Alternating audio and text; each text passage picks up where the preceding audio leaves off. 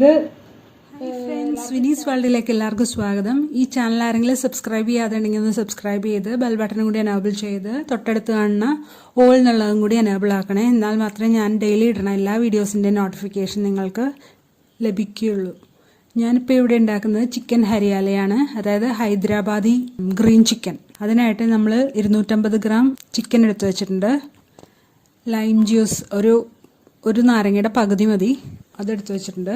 പിന്നെ ഒരു സവാള സ്ലൈസ് ചെയ്തത്, 1/4 ടീസ്പൂൺ മസാലപ്പൊടി, കുരുമുളക് 10-12 എണ്ണം, 2 ഏലക്ക, 2 പിഞ്ച് ജീരകം, 2 പച്ചമുളക്, 5 വെളുത്തുള്ളി, ഒരു ചെറിയ കഷ്ണം ഇഞ്ചി, 1/4 കപ്പ് മല്ലിയില, 1/4 കപ്പ് പുതിനയില. സ്പ്രിംഗ് ഓനിയൻ ഉണ്ടെങ്കിൽ അതും ഒരു കട ചേർക്കാം. എണ്ണ, ഉപ്പ്, 1/4 ടീസ്പൂൺ മല്ലിപ്പൊടി. ഇത്ര സാധനങ്ങളാണ് നമുക്ക് വേണ്ടത്.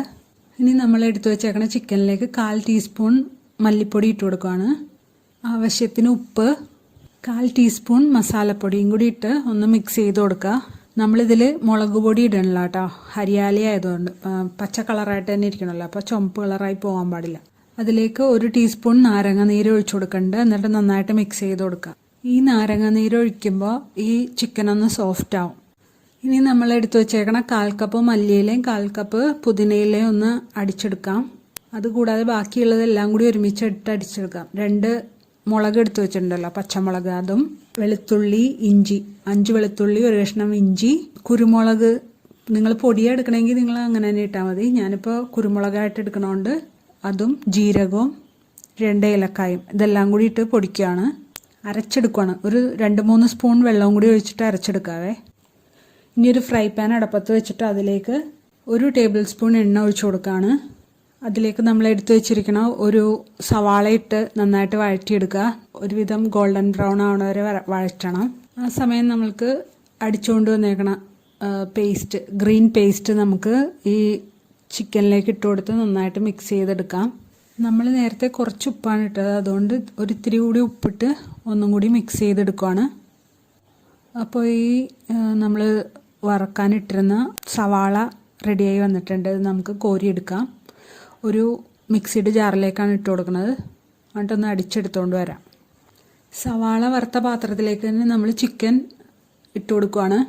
ആ പുരട്ടി വെച്ച പാത്രത്തിലേക്ക് തന്നെ കുറച്ച് വെള്ളം, ഒരു 1/4 കപ്പ് വെള്ളം ഒഴിച്ചിട്ട് അതും കൂടി ഒന്ന് ഒഴിച്ചു കൊടുക്കുക. എന്നിട്ട് അടച്ചു വെച്ച് നമുക്ക് വേവിക്കാം.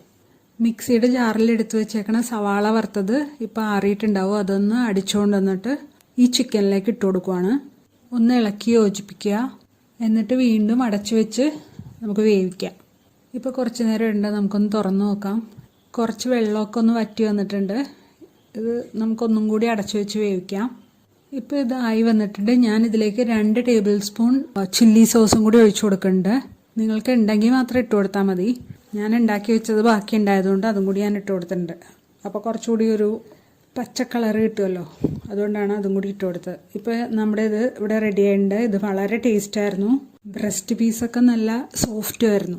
അപ്പോൾ നിങ്ങളിത് കുറച്ച് ക്വാണ്ടിറ്റി എങ്കിലും എടുത്തൊന്ന് ചെയ്ത് നോക്കണേ. സബ്സ്ക്രൈബ് ചെയ്യാത്തവരൊക്കെ ഒന്ന് സബ്സ്ക്രൈബ് ചെയ്യണം. ലൈക്ക് ചെയ്യാനും കമൻറ്റ് ചെയ്യാനും ഷെയർ ചെയ്യാനും മറന്നു വരുതേ. Thanks for watching.